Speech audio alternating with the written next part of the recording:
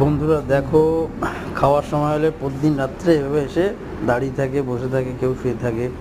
ওরা জানে যে এই টাইমটাতে আমি ওদের খাবার দেই, তাই সবাই এসে ওয়েট করে। হ্যাঁ, দরজা খুলেই দেখতে হবে ওরা সব দাঁড়িয়ে রয়েছে। এই কাকে দেখেছে আবার দৌড়ে পালালো।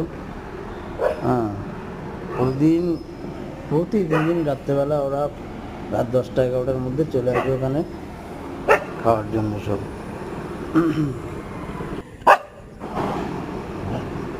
দেখো, একজন ফিরে এসছে, ও জানে এখন খাবার দেবে, বাকিরাও চলে আসবে একটু পরে।